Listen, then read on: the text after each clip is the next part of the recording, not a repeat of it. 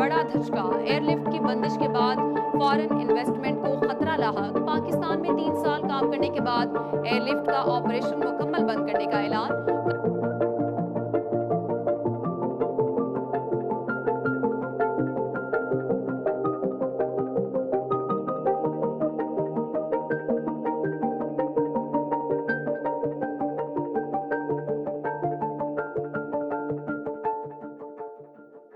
Hello everyone.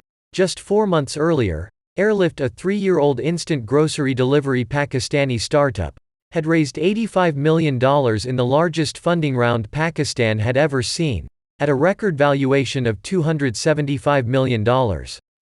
After 2 years of tremendous growth, it raised $100 million in funding, and became a 2,200 crore rupees company. In total, Airlift had raised over $110 million, becoming the most funded startup in Pakistan. Flush with cash, the company was expanding at a rapid pace, luring talented professionals out of their jobs at safe, stale, bureaucratic companies. Airlift also expanded its delivery network rapidly, opening multiple new warehouses in 8 cities of Pakistan, with around more than 80 warehouses in total. This was critical for its 30-minute grocery delivery model, which had never been done in Pakistan before. In addition to 8 Pakistani cities, Airlift had launched in 3 South African cities of Cape Town, Johannesburg, and Pretoria. No other Pakistani startup had ever produced the same level of hype as Airlift. Everyone had high hopes with it, and thought finally Pakistan would get its first unicorn. By the way, unicorn companies are those companies that reach a valuation of $1 billion without being listed on the stock market, and are the dream of any tech startup. But, on July 12, 2022, Airlift sent shockwaves across the Pakistani startup community, as it announced that it was shutting down permanently. The company's investors pulled out of a fresh funding round, and around 300 corporate employees, and thousands of warehouse and delivery staff, were jobless overnight. So, how does a well-funded, well-established, well-planned startup, suddenly in months went from hopes of being an unicorn company to shutting down all its warehouses? What were the reason behind their shutdown? Is it the company's mismanagement, or just some bad luck? Let's check out. This is your friend, with OTT. If you like to help to decide which topics I cover, let me know the topics in the comments section. Make sure you vote this up, so that YouTube knows you're enjoying what you're watching, and if you're new to this channel, do hit the subscribe button, and also hit the bell icon for all notifications. Usman Gul, a Pakistani man studying in the USA, is the story's main protagonist. After finishing his studies there, he worked for 2 years at DoorDash, an American company, which deals with food ordering and food delivery platform. Later he joined INSEAD, a non-profit business school for his MBA. But he always wanted to do something for his country Pakistan, so he left his MBA and came back to his country. After few months in Pakistan, he once noticed that traffic was a big problem in Lahore, the business city of Pakistan. The only practical means of transportation was an expensive cab, which was very difficult for the common individual there. So he founded a solution, and thought of getting rid of the problem by building a tech platform.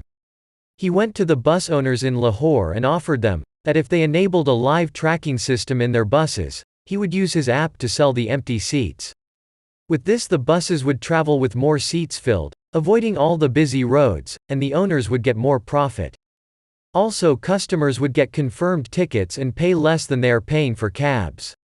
To fund his dream, in 2019, he invested his 40 lakh rupees in the idea and started a tech startup named Airlift.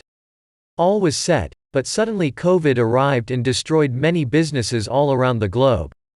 Transportation halted, business halted, and Airlift was out of business. But Airlift came up with a smart survival plan. Usman knew he had to do something for his people and his country.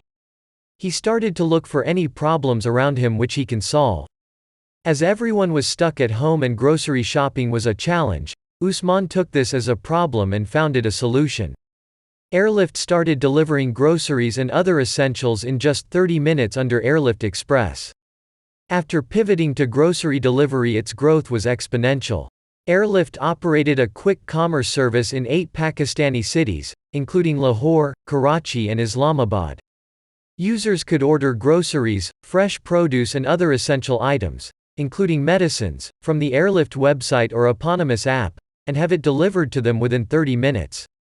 The idea was so good and new for Pakistan that it got 50,000 customers within months. According to a report, Airlift acquired 50,000 riders in Lahore in less than 5 months of its operations.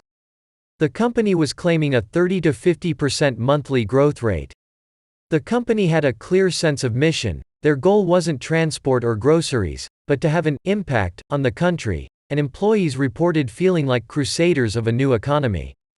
The company was brimming with the country's brightest fresh graduates from Pakistan's top universities who appreciated Airlift's modern approach to work.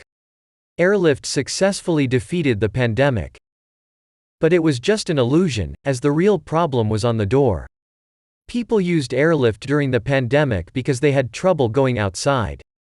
But, as soon as the pandemic was over, people resumed buying groceries from nearby shops. Also, Airlift burnt a lot of investors' money to scale up quickly by giving big discounts. As Usman knew, that operating a startup only in Pakistan wouldn't result in a very big company. So, he expanded to South Africa, but it was not the right time. A successful expansion to a new market needs significant funding, but investors were less inclined to give funds at that time. At least 5 former employees who spoke to Rest of World say that this rapid expansion came at a hefty cost and was not executed properly, ultimately contributing to the company's unraveling. In order to be profitable, Airlift needed 6 to 9 months.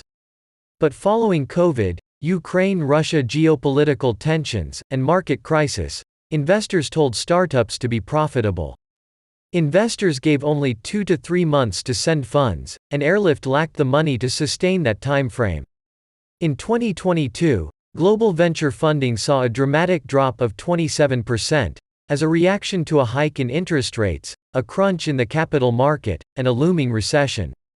For Pakistan, the macroeconomic impact has been particularly severe, with inflation reaching nearly 25% in July, the highest in 14 years. To add to the mix, Pakistan's political landscape has been fraught, with former Prime Minister Imran Khan contesting his ousting from power. As a cumulative result, on July 12, 2022, Usman announced that they are shutting down all its offices. Timing played a major role in the failure of Airlift, as it started just before COVID, pivoted because of COVID, burned VC funds for growth, leaving nothing for a time of market crisis. Although Airlift failed, Usman Gul was able to ignite Pakistan's startup dream. Many will inspire, and many will learn from Usman's mistakes.